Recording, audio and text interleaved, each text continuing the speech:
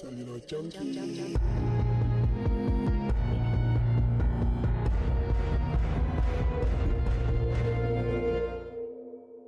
Hello and thank you for joining us for episode 8 of Celluloid Junkies. This is Luke Kane and I am married to my co-host Damien Heath. Hello.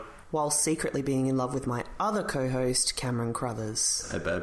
This month we are embroiling ourselves in romantic entanglements whilst battling an existential crisis as we look back at Woody Allen's eloquent dramedy Hannah and Her Sisters.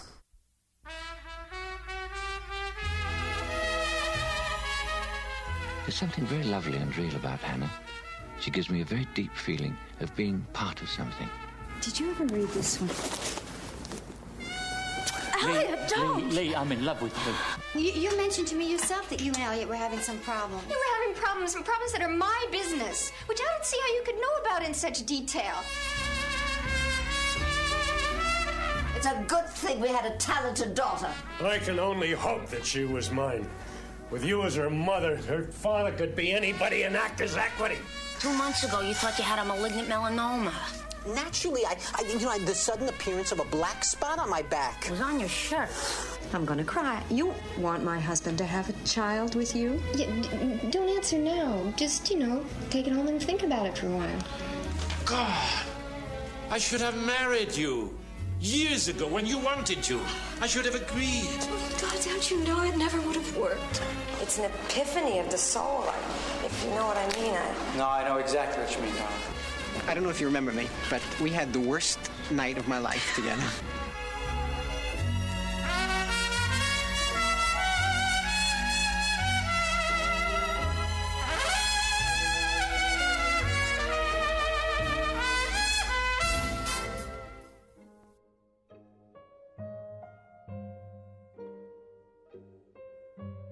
Woody Allen was already an established writer-director by 1984, with a series of successes to his name, most notably Annie Hall in 1977 and Manhattan in 1979. His latest film, The Purple Rose of Cairo, was about to go into production when Allen sat down to write his next film. At first he only had a title, Hannah and Her Sisters. Drawing inspiration from Tolstoy's Anna Karenina and Chekhov's play Three Sisters, Allen envisioned a movie that played out like a novel, with title cards denoting chapters that weave together an ensemble cast connected by blood, marriage, and friendship. The film explores the interpersonal relationships of three sisters, Hannah, Lee, and Holly, as they struggle to find creative and emotional fulfillment in the city of dreams. It's a feel-good comedy, punctuated by adultery, a brain tumour scare, infertility, drug abuse, a suicide attempt, and the meaninglessness of everything. Woody Allen handed the script over to his then-wife Mia Farrow, telling her that she could play any role she wanted. This would be their 5th collaboration. After expressing reservations about the script, Farrow elected to play Hannah, perhaps because it was the character that Allen had modelled on her. To cast the remaining roles, Allen liaised with his long-standing casting director Juliet Taylor, and production began on location in the fall of 1984 with a $6 million budget. Because of a scheduling conflict, Allen's usual cinematographer Gordon Willis was unavailable, so Allen hired Carlo De Palma, whom he'd always wanted to work with, beginning a collaboration that continued for 12 successive films. It was a difficult shoot, particularly for Mia Farrow. Not only was the actress's apartment used as the home her character shared with her on-screen husband, played by Michael Caine, but Allen cast Farrow's real-life mother Maureen O'Sullivan to portray her mother in the film. Even Farrow's children can be spotted around the table during the Thanksgiving scenes, further blurring the line between fiction and reality. After filming Wrapped, Allen was unhappy with the results and called for some major reshoots. He struggled to make the melancholic ending work. As written, Elliot was to remain stuck in an unsatisfying marriage with Hannah, and Allen's character Mickey failed to resolve his inner turmoil about the meaninglessness of life. Unable to turn it into an absorbing tragedy, Allen shifted gears and wrote a more upbeat ending. The film benefited from the change, but Allen remained displeased that his original vision for the film was never realised. Released on the 7th of February 1986 with a running time of 106 minutes, Hannah and Her Sisters grossed $40 million at the box office, Allen's biggest commercial hit at that time, and was a critical success, admired for its humour and pathos, the complexity of its characters and the density of the narrative. It was nominated for 7 Academy Awards, including Best Picture, and won 3. with Michael Caine and Diane Wiest picking up the supporting actor-actress categories, and Woody Allen taking home the prize for Best Original Screenplay. In many ways, Hannah and Her Sister remains the finest example of Allen's work. So join us as we look back in appreciation of this remarkable film. It's game over, man! It's game over! We should just say quickly about, because it's been a very big week for movie news. We've had probably the most significant news was the passing of Bill Paxton at 61, which was really awful. And also Best Picture went to Moonlight. I was really upset when he died. I had just listened to a podcast he did with Mark Maron 2 weeks prior to that. Really? And he's so upbeat and so, like, just a lovely, lovely guy. And he's, as much as he did some cheesy movies and some cheesy sort of stuff, he's so much fun to watch. And Twister is one of my favourite, like, action films, like... It's one of your favourites too, isn't it, Damien? I enjoy it, yeah. But he was in a lot of, he collaborated with James Cameron quite a bit, and he was in Near Dark, which is my favourite vampire movie. So yeah, he was in a lot of films that I had fun with. I'm just trying to work out why you guys are laughing at me when I said Twister. I don't like Twister. Twister's just a funny film to like. As a disaster film, I think it's pretty solid. It is, yeah. No, it's a good, enjoyable movie. Twister was pretty bad. The dialogue was pretty awful. The characters were bad. Cows were flying. Yeah, it's fun trash though. Some of the effects are good. 5 stars. And also, on that note, this kind of ties in as our Carrie Fisher tribute episode. Yes. And we picked it, I think, a couple of days before Carrie Fisher passed away. Yeah, and she's good in this. She sort of plays the exact same role she was playing in When Harry Met Sally. Sort of that single 30-something lady, urban lady. But she's lots of fun. She seems to just suit Woody Allen's sensibilities really well. I just thought urban lady. Well, she's not rural.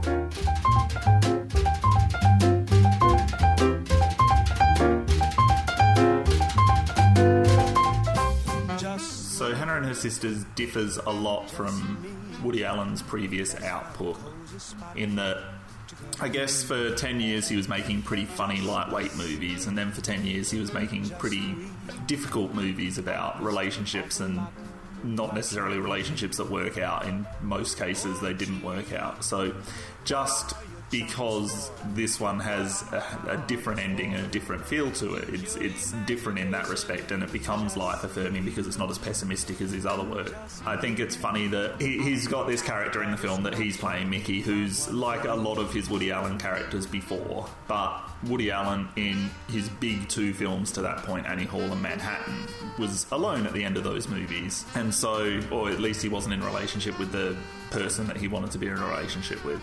And so for Hannah and Her Sisters to end the way that it does is completely different for what most people have known about Woody Allen before. And there's a quote by James Walcott in the Texas Monthly from the time, and he starts it by saying, "In Hannah and Her Sisters, Woody Allen once again asks if life is worth living, but this time the answer is yes." I really like that quote because that's what the film feels like. It's life-affirming for a number of other reasons, though. He's a hypochondriac, and he appears close to death in one scene that's later revealed as just a daydream or a thought. When he finds out he's fine, essentially soon after that he embraces life and rights his wrongs, which is, in this movie, a lot of that has to do with Holly and his original date with Holly that you get the flashback to, and then he meets her in the record store, which is my favourite scene in the movie.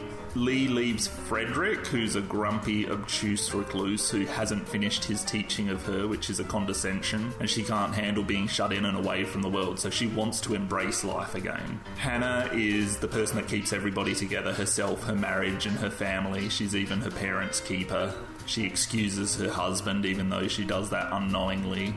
And she's her sister's financial aid, so she's literally she's the glue keeping everybody together. Elliot returns to Hannah happily despite his sexual relationship with Lee, and Lee moves on to her college tutor, and that kind of stops us from having this explosive confession scene that I think we're all waiting for when we watch Hannah and Her Sisters. But that's one of the good things about the movie, is that it doesn't really judge, so you don't need that confession scene. You don't need to see Hannah's response to all of this stuff. This is just a part of life that happens.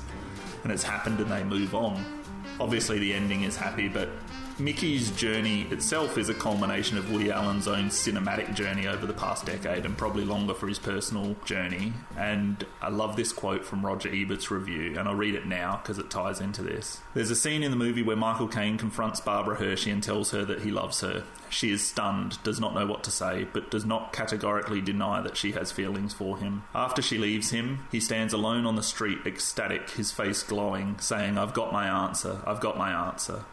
Underlying all of Hannah and her sisters is the envy of Mickey and Woody that anyone could actually be happy enough and lucky enough to make such a statement. And yet, by the end of the movie, in his own way, Mickey has his answer too. I really love that quote from Roger Ebert. I think that sums up the movie, and I think Woody Allen's journey to get to that ending pretty well, even though he doesn't like the ending. There's a lot about the movie that is life-affirming, and I think it would be pretty difficult for Woody Allen to have got to the point where he'd had this ending in his head that was this tragedy where things don't work out yet again in a Woody Allen movie.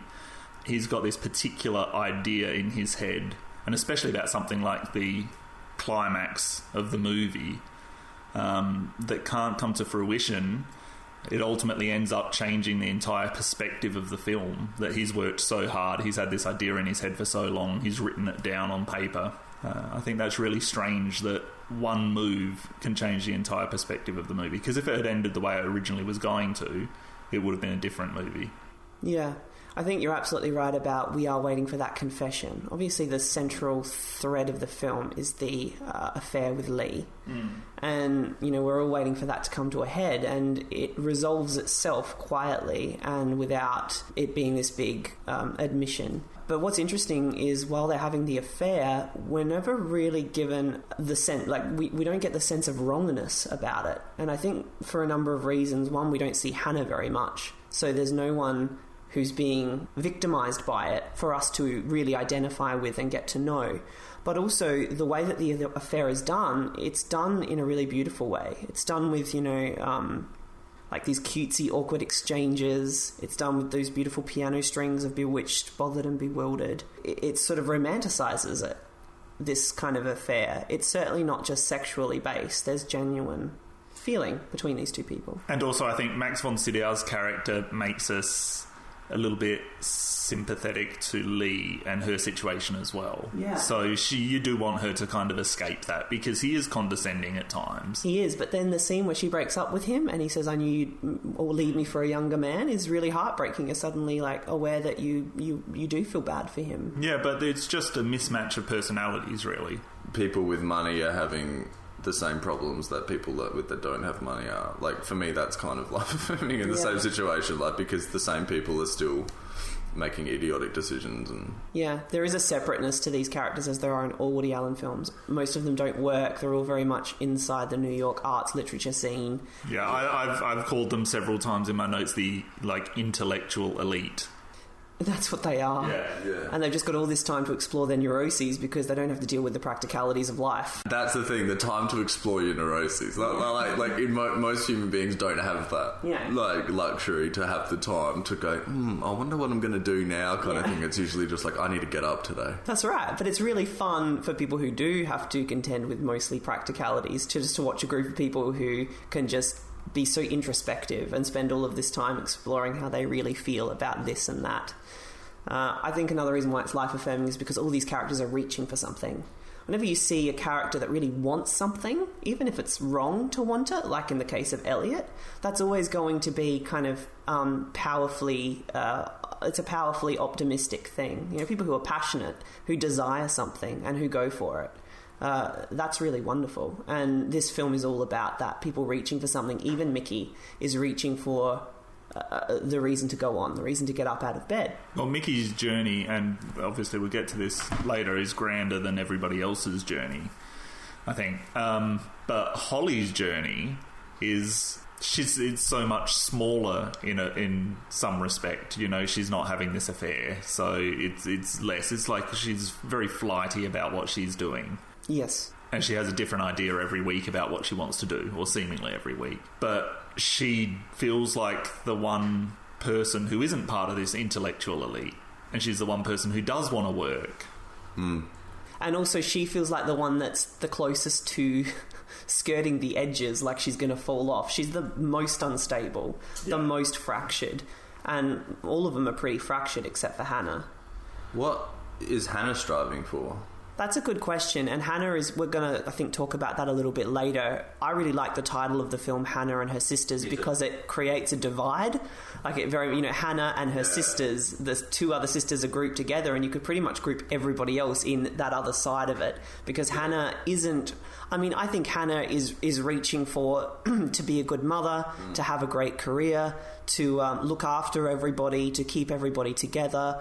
I think her ambitions and her passions, she's not without anything. She's just trying to hold on to what she's already got, what she believes she has. A devoted husband and, connected children. I guess being the person who's looking after her parents and sorting out their problems a lot, she doesn't want this brokenness in her house. So she's striving to make sure that she doesn't have that. And to an extent failing. The 57-year-old filmmaker and his longtime lover Mia Farrow broke up, and now Allen confirms he is having an affair with Farrow's adopted daughter, who's 21 years old. I wanted to talk about the separating the art from the artist, because that has come up again this year with Casey Affleck in the Oscar race. Obviously he's settled 2 sexual harassment allegations out of court, and then a lot of people are saying, well, Nate Parker, who did Birth of a Nation, he was acquitted of a rape charge years and years before that, and then that's pretty much killed. Like, Birth of a Nation got sold for the highest amount ever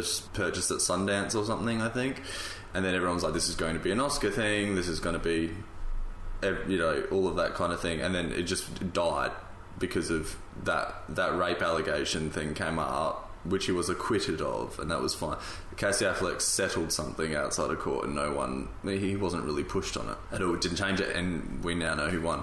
I'm all for separating the art from the artist, but there was a scene in this film where Sun Yi is in the thing, and she's a child, and it just made me feel so strange. I'm so used to going, whatever, let them do their thing. But then when you see a 4 or 5 year old kid, and then you've just seen Woody Allen in a scene previous, and he's a balding man, that made me feel a bit strange. So I was wondering what you guys thought about the whole idea of separating the art from the artist, in terms of, I guess you got Polanski and stuff as well, that kind of thing. Well, specifically about Woody Allen, apparently it began when she was an adult. Mm-hmm. So that's, I suppose, the first thing to consider. And the second thing is they've been married now for 20 years. Yeah, so she's not a little girl anymore. No. We've talked about this heaps, Cameron, and we both feel exactly the same way about this. I don't think you can hold art to a set of moral principles. I think when you start doing that, you're reverting back to the Hays Production Code. Yeah. We would have to throw out Polanski's films. We would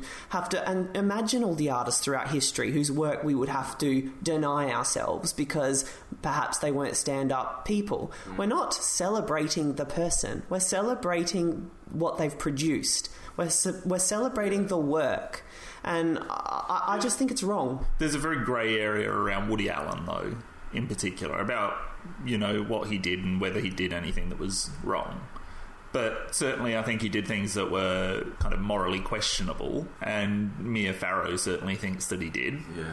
It's difficult to judge. You're not in that situation. You don't know personally what went on. No. And we aren't the judge and jurors. That's right. And also, Woody Allen has, talking about art, I think Woody Allen has obviously created great art many times over. Mm. And it's really difficult not to enjoy that art just because of the person, unless you really, really don't like the art. If you don't like the art, you can hate Woody Allen. But if you respect the films that he's made, it's difficult to judge that person. You give them some leniency because you don't know the situation.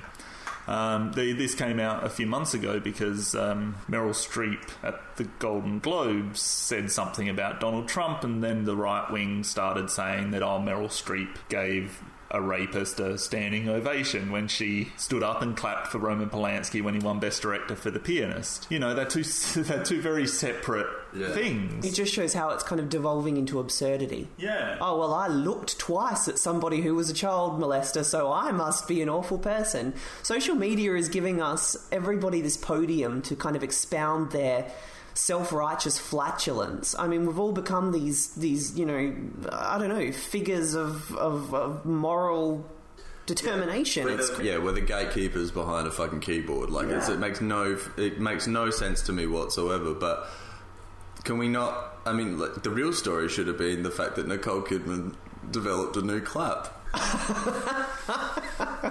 It was the fucking most bizarre thing I've ever seen. She looked like a lizard. But not as bizarre as Winona Ryder's many faces when that director of Stranger Things won that award. These are the things I want to talk about. These are the things I want to see on social media. Look, I haven't seen Manchester by the Sea. I'm sure it's a fantastic performance. If it was the best performance, Casey Affleck should have won. Correct. We are celebrating the work, not the man. Johnny Depp should not be not cast. Mel Gibson should not be not allowed to make films. It's just... It's too much. It's ridiculous. The other thing is that we're talking about people who are in a very, very public space. All of these people. And who among us can say we've never cheated on our wives or husbands?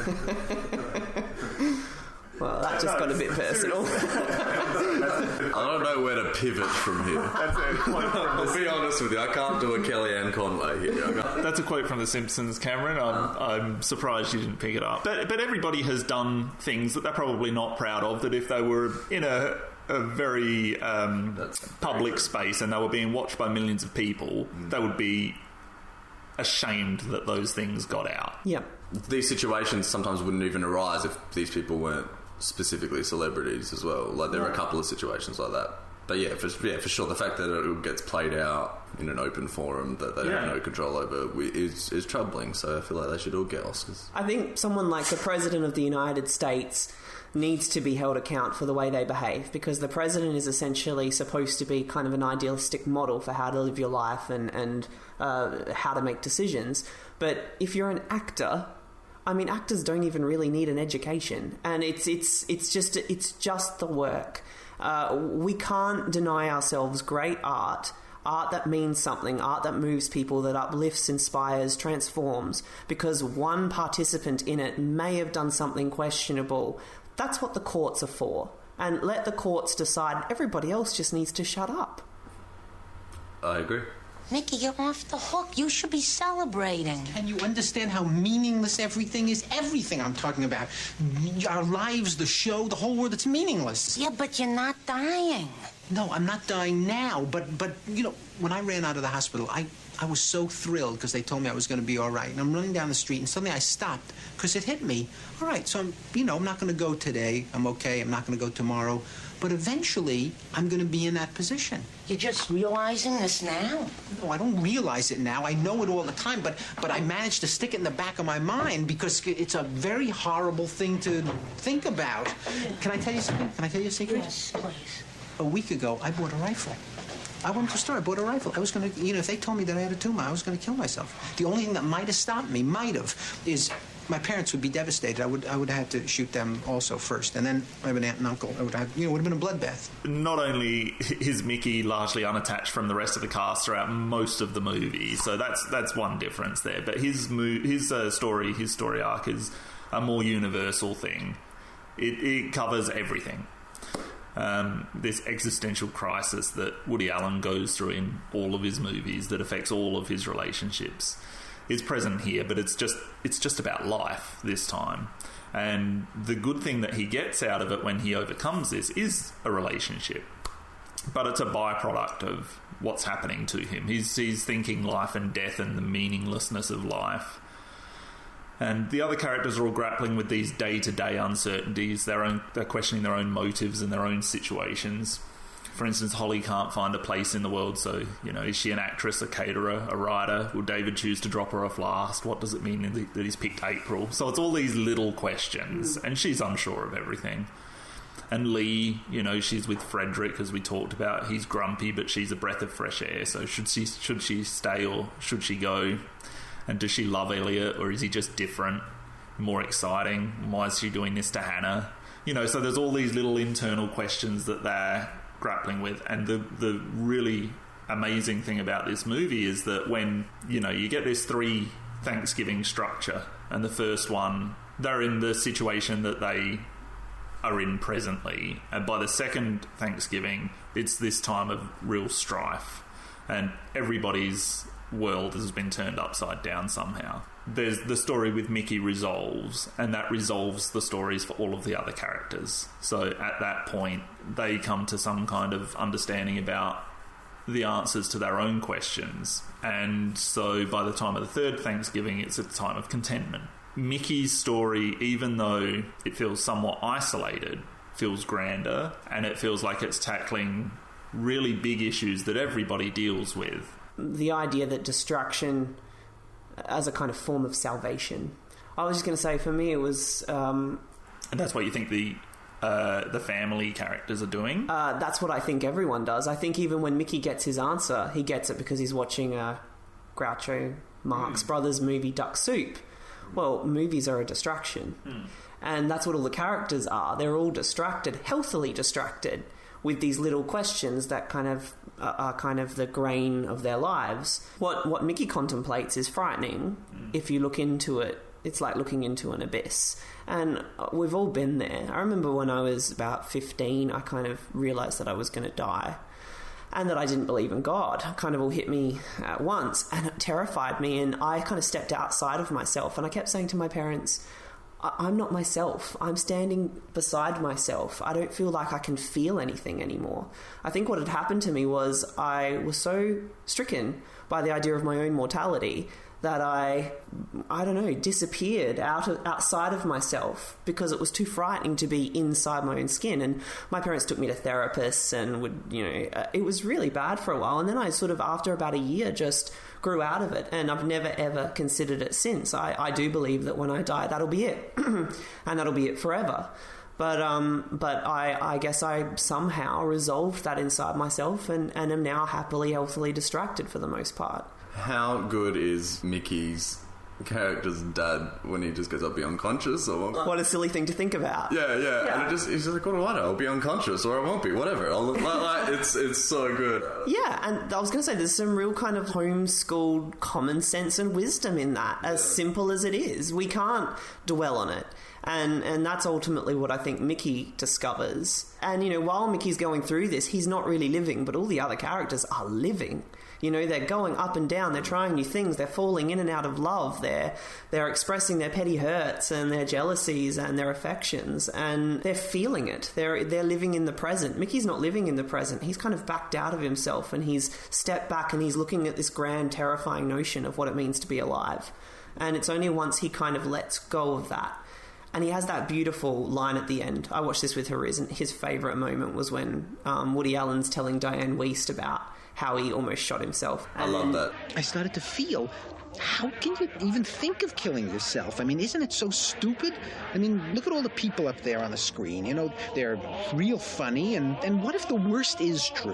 What if there's no God and you only go around once and that's it? Well, don't you want to be part of the experience? What the hell? It's not all a drag. And I'm thinking to myself, geez, I should stop ruining my life searching for answers I'm never going to get and just enjoy it while it lasts.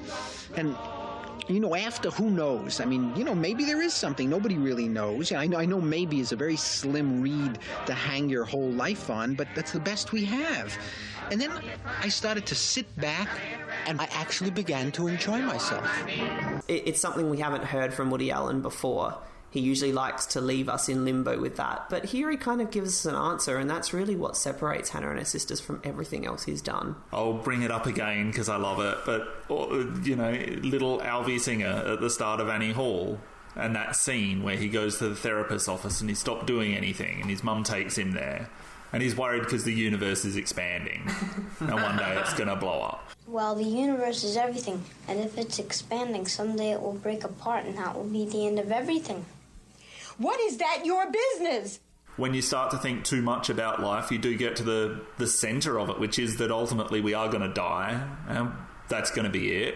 And so there is this meaninglessness of life, and I can see why he feels that way. I agree with him in a lot of respects. That's why I connect so well with that movie in particular, but Woody Allen movies in general. He kind of thinks about that stuff for you, puts it up on the screen, and you can deal with it.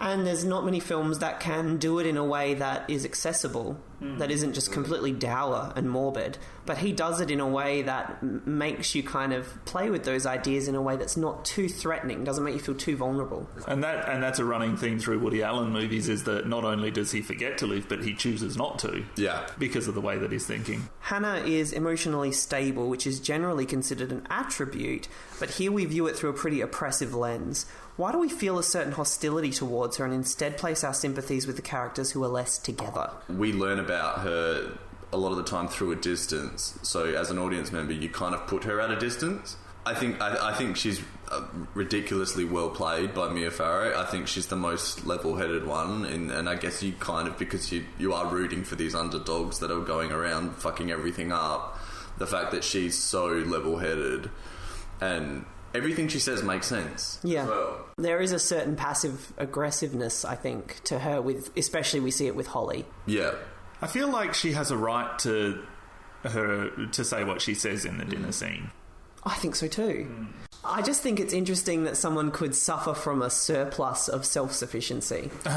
She's less likeable. I think she's given less screen time, but I think that she's totally redeemed in the last scene when she says to Elliot, I have enormous needs. That's the first time you really see that character. And it's only once she's acknowledged that she does have needs is Elliot able to reinvest himself in the marriage. So do you feel like she is kind of cold or distant or dismissive of all of her interpersonal relationships, and therefore she gets what she deserves?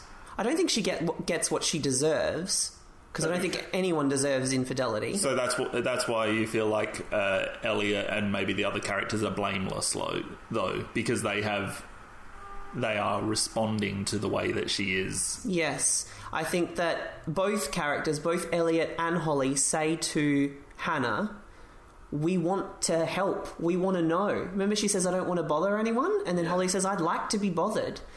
If you are in a relationship with someone and they're telling you that their life is fine and you're telling them, well, I'm not sure about this and I feel a little bit lost and confused, that creates a kind of inequality to that relationship. There's an unspoken sense that the person you're with is superior to you because they've got all the answers. Yeah. And that can be very oppressive. You start to feel like you can't acknowledge or admit that you're lost, that you have to put up some sort of front that you're always okay so that you can be on even footing with the person that you're talking to. If she had just acknowledged to some of those characters, well, actually, I have these doubts, I have these worries, then perhaps that would make it easier for everybody else to communicate with her on an even level. Hannah's the character I feel the most sorry for. I feel a lot of pain for her when I'm watching this movie, and it's because she's unaware. And I find that really heartbreaking. That scene in the bathroom with Elliot is the best scene that she's in, I think. It's either that one or I think one of my favourite scenes in this film, aside from when Barbara Hershey reads the poem, is when the three are at dinner and the camera's just kind of circling them. I love how that builds, and I love all of the different things that are playing in that scene. That's a brilliantly shot scene. I think the best performance in that scene is Barbara Hershey. Yes.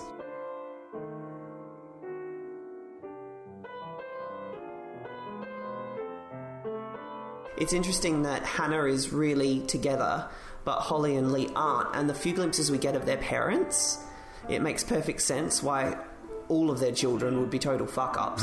Because these people are obviously very selfish, self-centered, and they kind of have a very dysfunctional marriage. The funny thing is that their parents kind of embody everything that's happening between Hannah and Elliot and Lee.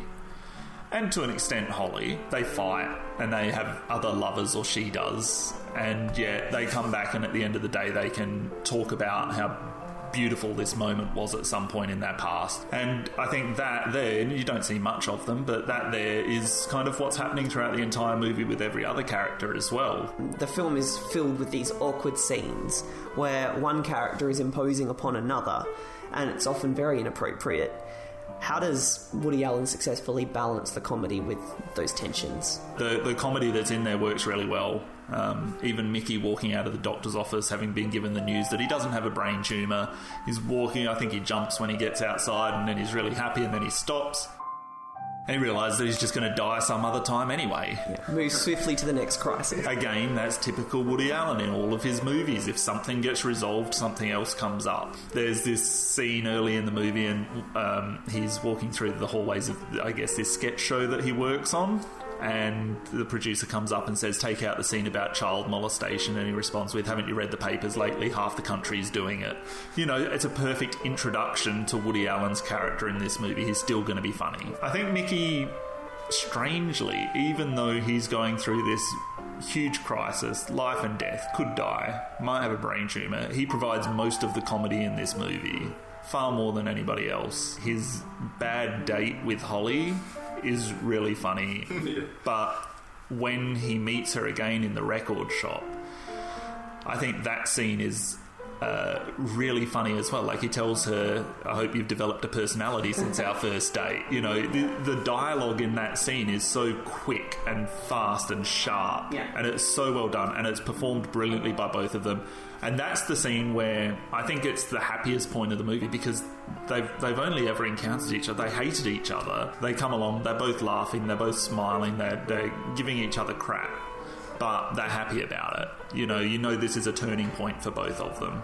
One thing that I love about the date that he has with Holly is that that's where we discover he got the hearing loss damage. Yeah, that's such a good point. Yeah. Like, I was just like, that is so fucking funny. The fact that it's like something so arbitrary and incidental caused him to have this, basically dictated the first half of the film of his problem. And the whole film is kind of wonderful because it talks about that kind of messiness in life. That one silly little thing months ago can have huge ramifications later, and that's sort of how life goes. Yeah, I think the other scene, and if you watch it straight, it's really cringeworthy, is Michael Caine saying, I have my answer. Yes. I'm walking on air. If you watch it... so retarded. But if you watch it like this is some kind of sociopath who's forcing this issue, it becomes quite funny. One thing that Woody Allen does a lot is he has his characters talk to themselves. Yeah. And you need very good actors to be able to do it. I mean, unless you've got someone like Cate Blanchett in Blue Jasmine who is unhinged, and she's an amazing actress, so you totally buy it.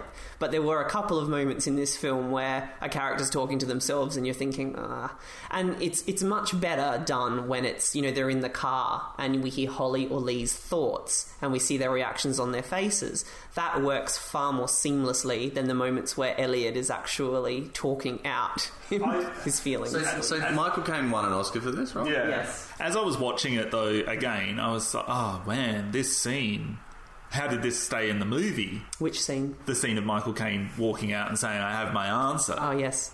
It's not until, I guess, you get to the point where he has sex with Lee and then goes to call her that same night and call it off. And she calls up and says, I feel so close to you. Yeah. And so he continues it. And it's not until that point that you understand that this guy, he is a bit crazy. There is something not quite right there. So the fact that he went out on the street and said, I have my answer, and he really kind of pushed Lee into doing this with him. He didn't really have an answer. No, and that's the other funny thing is he didn't have an answer, but it's the fact that he's so unsure of himself that makes that scene, in retrospect, quite funny. Yeah, it does. And I think Michael Caine's fantastic in this movie. I think it's the quintessential Michael Caine role. He's awkward, he's fumbling, he's sort of intellectual, there's a kind of English stuffiness to him as well. He was so well known as being so suave. Yeah. Oh, well. He was in so many early movies. I mean, they say that he took on... That's really my only frame of reference for Michael Caine, that and Jaws the Revenge. He took on the Woody Allen kind of role. And by the way, Michael Caine was not at the Oscar ceremony to receive his award this year because he was shooting Jaws for the Revenge. Yeah. The inappropriate nature of how Elliot kisses Lee is an example of sort of how the drama and the comedy kind of obviously work, because the fact that he's like essentially trying to commit adultery while Max von whatever is in the next room is a horrible act, but the fact that he does it so like so stupidly and so tactlessly, it's really funny, and that's like the best example of how you can sort of say. But how it's done is just because you've been with Michael Caine's character for so long, so you know he's a bit of a bumbling kind of repressed kind of person, and the fact that it just popped out is genuinely hilarious. The fact that he kissed her like that is really funny, especially because he's doing that voiceover just before about how he's got to be so careful about how he goes about doing this. Yeah.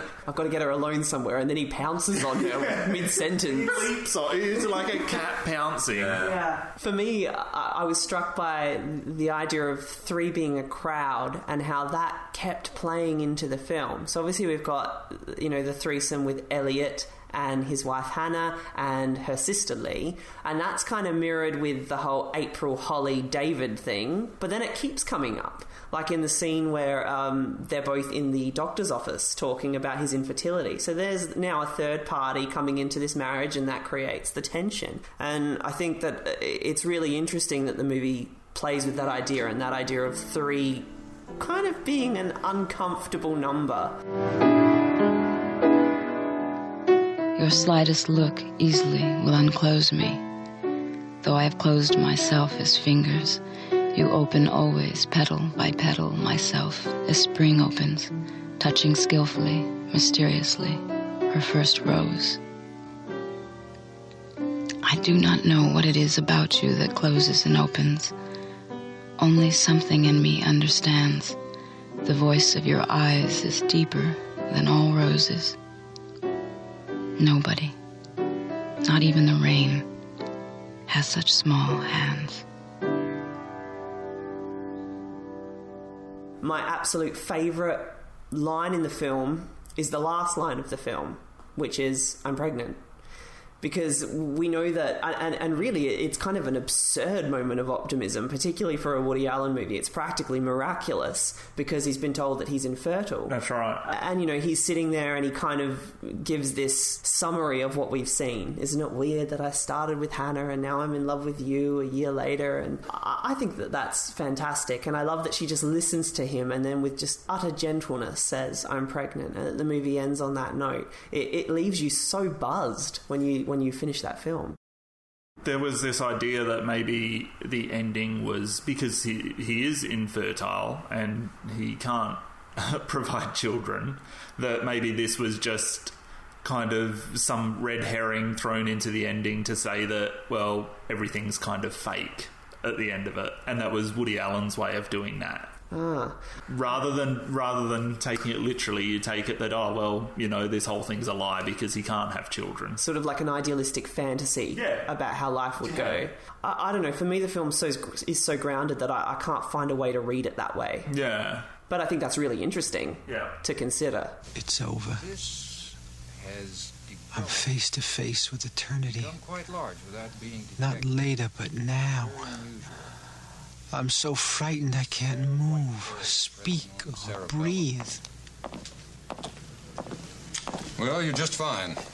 There's absolutely nothing here at all. Gordon Willis tended to do very composed static shots, whereas here the camera tracks and moves around a lot. That scene at the dinner table with the three sisters where it moves around like you spoke about before is one of the best visual scenes in this movie, I think. But I think there's a lot of colour and life in this movie, even in the inside scenes, which typically are pretty drained for Woody Allen movies. Narratively, I mean, there's a lot of similarities between his old work still. Allen's character Mickey is still self-deprecating, melancholic, hypochondriac, and despite this self-deprecation, he's still very much an intellectual, which is the role that he's always played.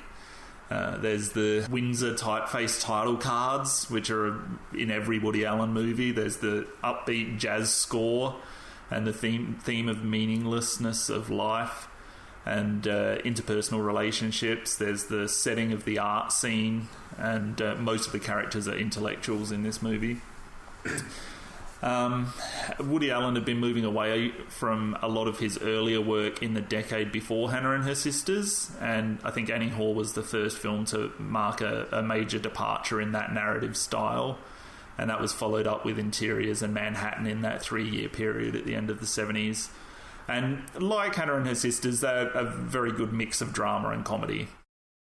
And there's that famous line from his 1980 film Stardust Memories, and his character is talking to some aliens about the human condition and about existence. Look, here's my point. If nothing lasts, why am I bothering to make films or do anything for that matter? We enjoy your films, particularly the early funny ones. Stardust Memories is one of my favourite Woody Allen films. And it's interesting that when it came out, it was sort of dismissed or derided because people felt that it was a personal attack. Woody Allen was attacking his fan base. Yeah, because of lines like that. Yeah, and because his fans are all these kind of ugly characters, really odd faces, and they kind of... And they really get in on the camera. The camera becomes his POV, asking for signatures, asking for the most absurd things. But it's a really, really fun, interesting movie. You really think I'm a loser, don't you? You're being ridiculous. You are, Holly. Stop it. You treat me like a loser. How? You never have any faith in my plans. You always undercut my enthusiasm. Not so. No, I think I've been very supportive. I try to give you honest, constructive advice. I'm always happy to help you financially.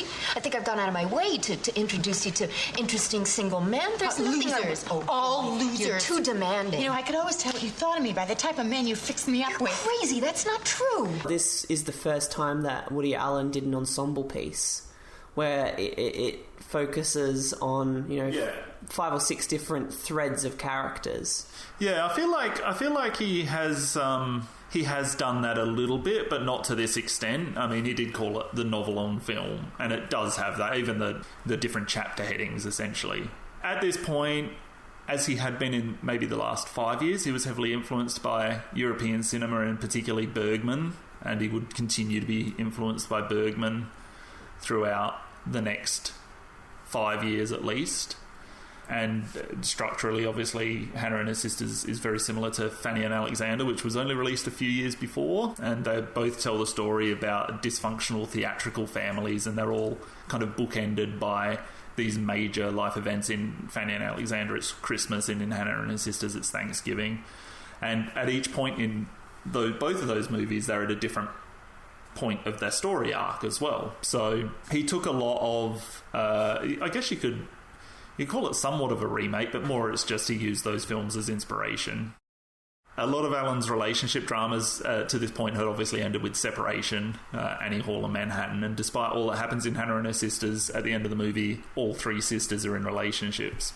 And I think there's a great article on a website called Real Club about how Hannah and Her Sisters refuses to judge. And it says, typically the affair between Elliot and Lee must be exposed, either accidentally or through confession, for the audience to accept the film.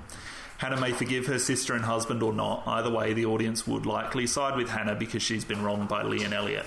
Because the affair is not revealed, a very big wrong in the film is not rectified. And I feel like because of that, even though there is this happy resolution, some of the stuff that happens during this movie is individually not resolved, which is different than most Woody Allen movies, where being relationship dramas, everything comes out in the end and they deal with it, and it has one effect or the other. Usually there's a bad effect and they break up, but in this movie it's very different because he's kind of accepting that these things happen and life moves on, and they don't need to be addressed sometimes to get a better result. I think it's like the specificity of what's going on between characters sort of takes a back seat in terms of thematic stuff.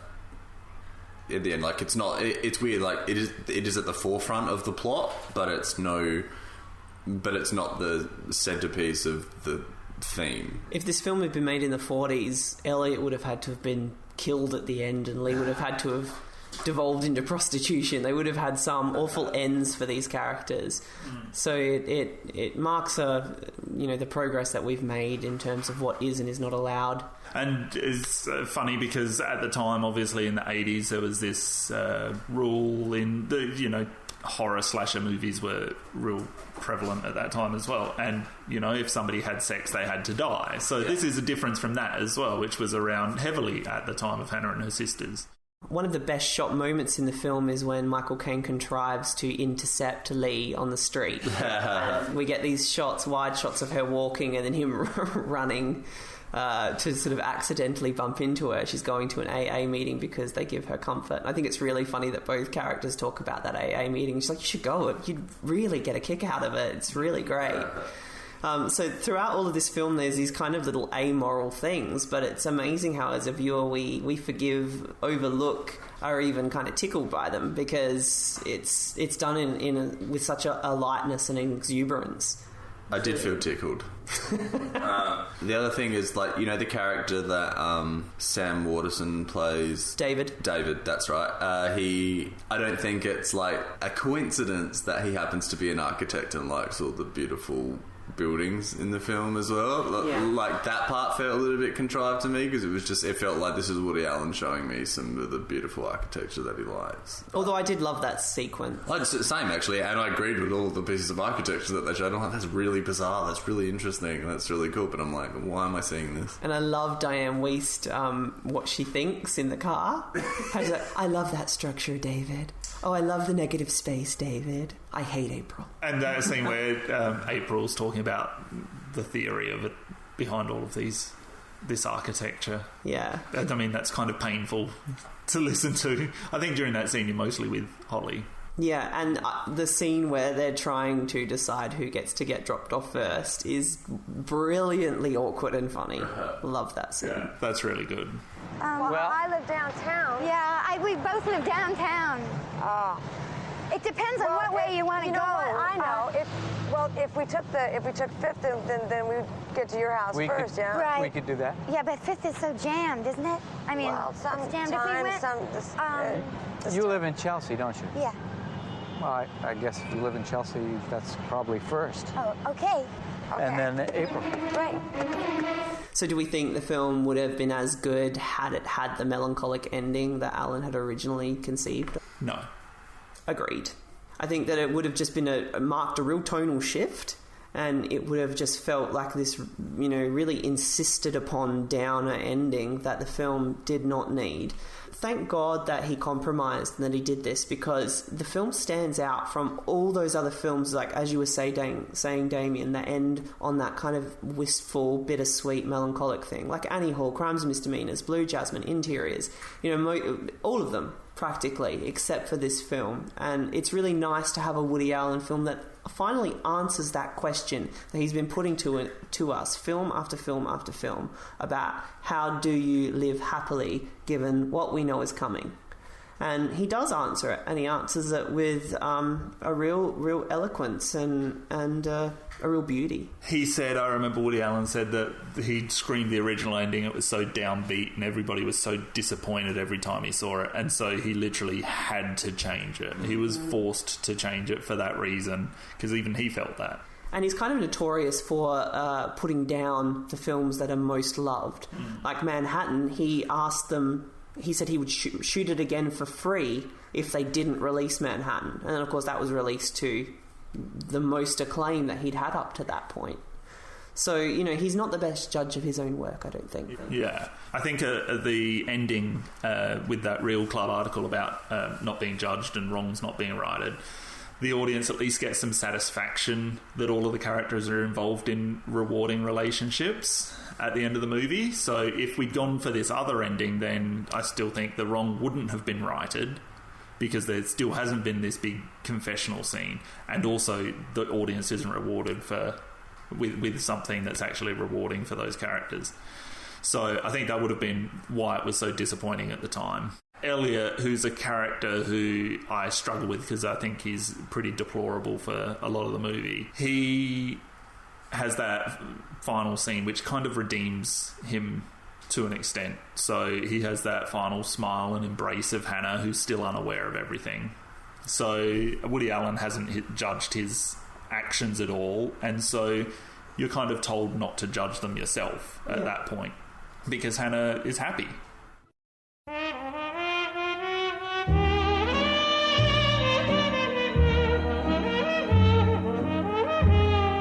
So, Damien, do you want to talk us through the release and reception of Hannah and Her Sisters? So, Hannah and Her Sisters was released on February 7th, 1986, and was a box office hit. On just 54 screens, it averaged over $23,000, followed by $28,000 and $18,000 the next 2 weeks. In fact, after 3 weeks, it had played on a total of just 64 screens and already earned over $5 million. Ultimately, it stayed in the box office top 12 for more than 4 months, adding a few million each weekend until it finished with $40.1 million. It was his highest grossing film to date, marginally edging out Manhattan and Annie Hall, and more than double everything else. In fact, it remained his highest grossing cinematic release for 25 years until it was surpassed by Midnight in Paris, and it still ranks second. Critical reception was great. It's rated 93% fresh on Rotten Tomatoes. Gene Siskel of the Chicago Tribune said it was a work equal to Annie Hall and Manhattan, and that he was a particularly great director of women. Roger Ebert of the Chicago Sun-Times went one further, calling it the best movie Allen had ever made. Vincent Canby of the New York Times said, from the first soaring notes of Harry James's trumpet playing You Made Me Love You until the series of reconciliation scenes that bring the film to a close, Woody Allen's Hannah and Her Sisters is virtually non-stop exhilaration, a dramatic comedy not quite like any other, and one that sets new standards for Mr. Allen as well as for all American movie makers. Pauline Kael, on the other hand, thought it was a minor film in Allen's canon and that said it had lost Allen's vital vulgarity. The critics were right though, and the film won many awards. It won the Golden Globe for Best Comedy or Musical, the BAFTA for Best Director and Best Original Screenplay, and Best Screenplay from the Writers Guild of America. It also won Best Film Awards from the New York and Los Angeles Film Critics Societies. In addition, it was nominated for Best Picture at the Academy Awards and won Best Supporting Awards for both Michael Caine and Diane Wiest, and Best Screenplay.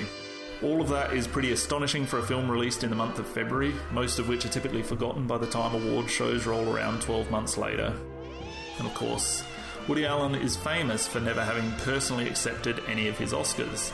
He's made one appearance at the award show in 2002 when he wasn't even nominated, and that was to represent New York City post 9/11. He wasn't present for when he won Best Director in 1978 for Annie Hall or for any of his other 23 nominations.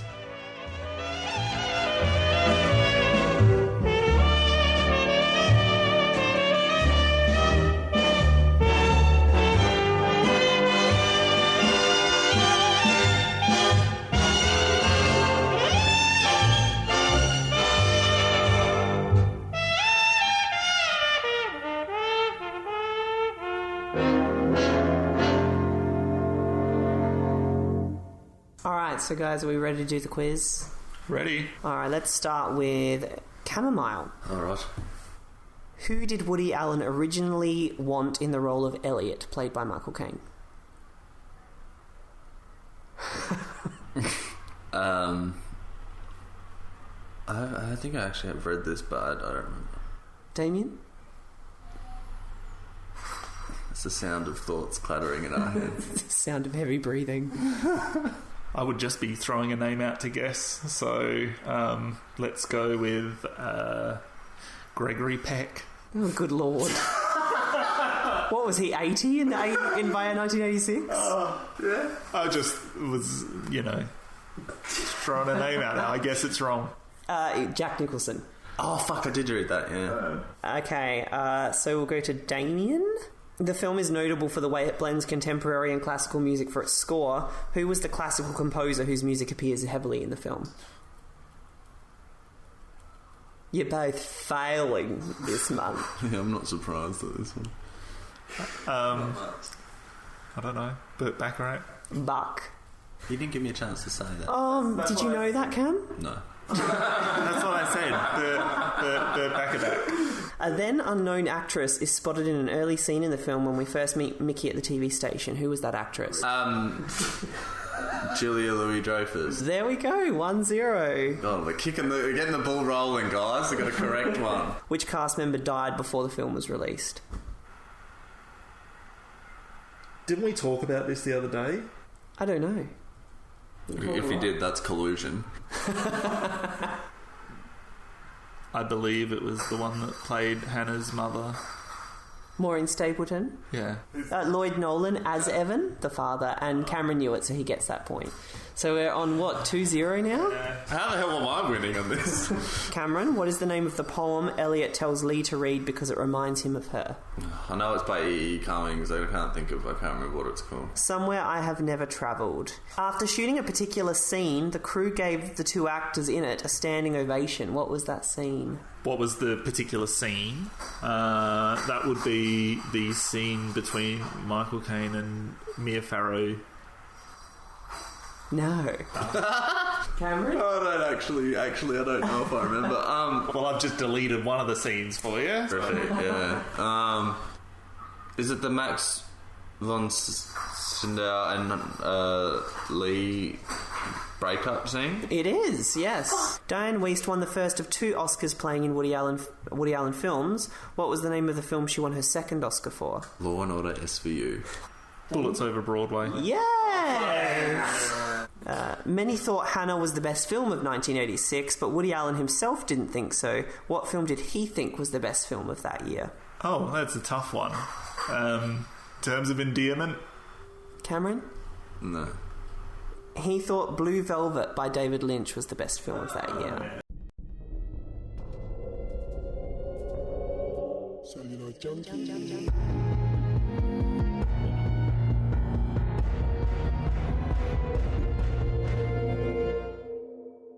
Hello and thank you for joining us for episode 8 of Celluloid Junkies. This is Luke Kane and I am married to my co-host Damien Heath. Hello. While secretly being in love with my other co-host Cameron Crothers. Hey babe. This month we are embroiling ourselves in romantic entanglements whilst battling an existential crisis as we look back at Woody Allen's eloquent dramedy Hannah and Her Sisters.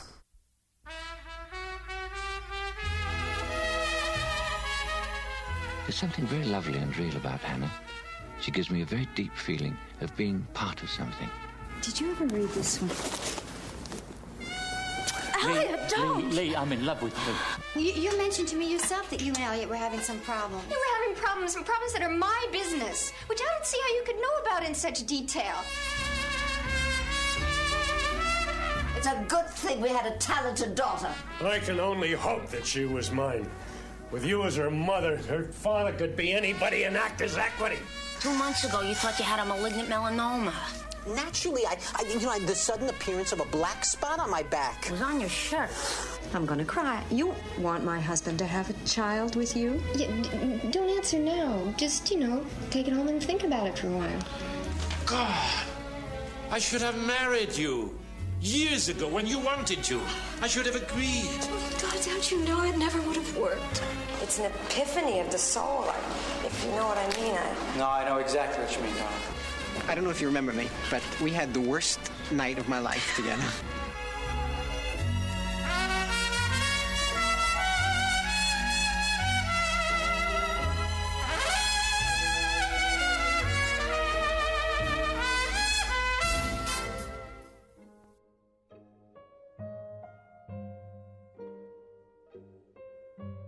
Woody Allen was already an established writer-director by 1984, with a series of successes to his name, most notably Annie Hall in 1977 and Manhattan in 1979. His latest film, The Purple Rose of Cairo, was about to go into production when Allen sat down to write his next film. At first he only had a title, Hannah and Her Sisters. Drawing inspiration from Tolstoy's Anna Karenina and Chekhov's play Three Sisters, Allen envisioned a movie that played out like a novel, with title cards denoting chapters that weave together an ensemble cast connected by blood, marriage, and friendship. The film explores the interpersonal relationships of three sisters, Hannah, Lee, and